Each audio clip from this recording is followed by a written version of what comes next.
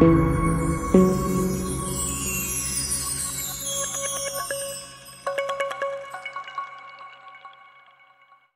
شہر میں ایک موچی رہا کرتا تھا۔ مکان کے اوپر والے حصے میں اس کی رہائش تھی، جبکہ نچلے حصہ میں اس نے اپنی دکان قائم کر رکھی تھی۔ اسی دکان کے ایک کونے میں اس نے نئے جوتے بنانے کے اوزار رکھے ہوئے تھے۔ یہ اوزار ایک چھوٹی سی میز پر بڑے سلیقے سے رکھے ہوتے تھے۔ موچی دن رات خوب محنت کرتا، لیکن اس کے باوجود اسے اتنی آمدنی نہ ہوتی کہ وہ خوشحال زندگی گزار سکے۔ یہاں تک کہ ایک وقت ایسا بھی آیا جب موچی کی تمام جمع پونجی بھی ختم ہونے کو تھی۔ اب موچی بہت پریشان ہوا اور سوچنے لگا، اس مرتبہ بل ادا کرنے کے بعد تو اس کے پاس نہ جوتے بنانے کے لیے بھی رقم نہیں بچے گی۔ یہ خیال آتے ہی موچی کا دل کام سے اچاٹ ہو گیا۔ وہ جو جوتے بنا رہا تھا اس کا چمڑا وہیں پڑا چھوڑ کر الفاٹے اور اپنے رہائش والے حصے کی طرف چلا گیا۔ کھانا کھا کر دونوں میاں بیوی اپنی تنگ دستی کا حل تلاش کرتے کرتے سو گئے۔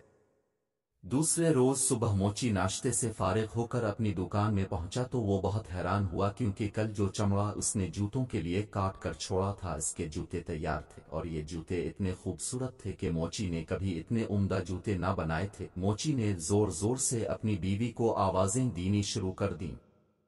آوازیں سن کر اس کی بیوی دکان میں داخل ہوئی تو موچی نے پوچھا، کیا یہ اتنے خوبصورت جوتے تم نے بنائے ہیں؟ موچی کی بیوی نے کہا، نہیں، میں ایسے اچھے جوتے کیسے بنا سکتی ہوں، میں نے تو پہلے کبھی جوتے بنائے ہی نہیں۔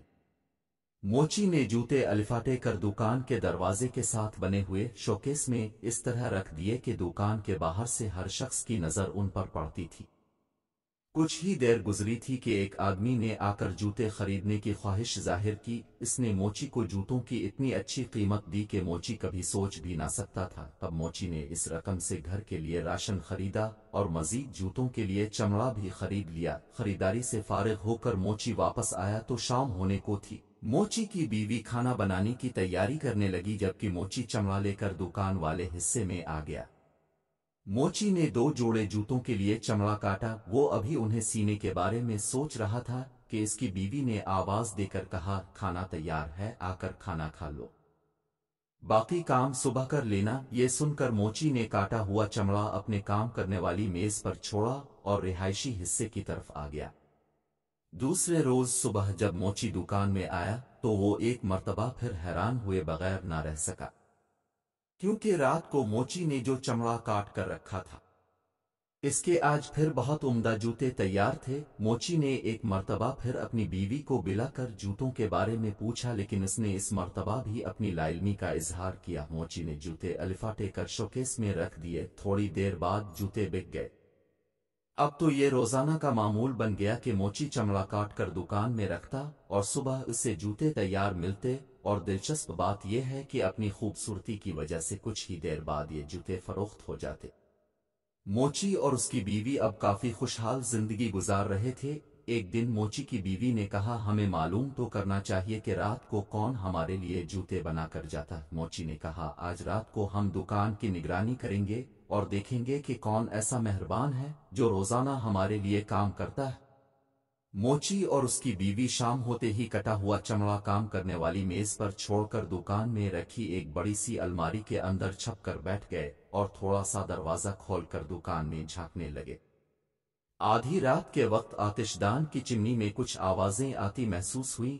تھوڑی دیر بعد انہوں نے دیکھا کہ 2 خوبصورت ننھی منی پریاں ہوا میں تیرتی ہوئی چمنی کے ذریعے دکان میں داخل ہوئیں، اور کام کرنے والی میز کے پاس رکھے سٹول پر بیٹھ کر انہوں نے جوتے سینے کا کام شروع کر دیا۔ صبح ہونے سے کچھ دیر قبل جوتے کے دونوں جوڑے تیار ہو چکے تھے۔ خوبصورت جوتے میز پر اسی طرح چھوڑ کر دونوں ننھی پریاں ہوا میں الفاڑتی ہوئی واپس چلی گئیں۔ موچی نے اپنی بیوی سے کہا، بہت دنوں سے یہ ننھی پریاں ہمیں اچھے اچھے جوتے بنا کر دے رہی ہیں، میرا خیال ہے ہم بھی انہیں کوئی تحفہ دیں۔ موچی کی بیوی بولی، دونوں پریاں ننگے پاؤں تھیں اور ان کے کپڑے بھی عام سے تھے، شاید انہیں ان کپڑوں میں سردی لگتی ہو، کیوں نہ میں ان دونوں کے لیے کپڑے بنا دوں۔ موچی نے بھی بیوی کی ہاں میں ہاں ملائی۔ اسی دن موچی کی بیوی نے دونوں پریوں کے لیے بہترین گرم جیکٹیں تیار کیں اور ساتھ ہی 2 جوڑے چھوٹے چھوٹے خوبصورت جرابوں کے جوتے بھی بنائے۔ दूसरे दिन उन्होंने शाम के वक्त काम करने की मेज पर बजाय जूतों के लिए चमड़ा काट कर रखने के दोनों नन्ही मनी परियों के लिए जैकेट और जराबों के गिफ्ट पैक तैयार करके रख दिए और अलमारी में छपकर परियों का इंतजार करने लगे। आधी रात के बाद परियां दुकान में दाखिल हुईं और काम करने वाली मेज के पास आकर खड़ी हो गईं। मेज पर जूतों के लिए चमड़े की जगह गिफ्ट देखकर उन्हें हैरानी हुई। दोनों ने आपस में मशवरा के बाद गिफ्ट खोले तो इसमें छोटी छोटी जुराबें और जैकेटें देखकर बहुत खुश हुईं और उन्होंने फौरन जैकेटें और जुराबें पहन ली। अब वो दोनों परियां बहुत खुशी से दोनों परियां झूमती रहीं और फिर हवा में तैरती हुई चिमनी के रास्ते दुकान से बाहर निकल गईं। इसके बाद वो कभी दुकान में काम करने न आए।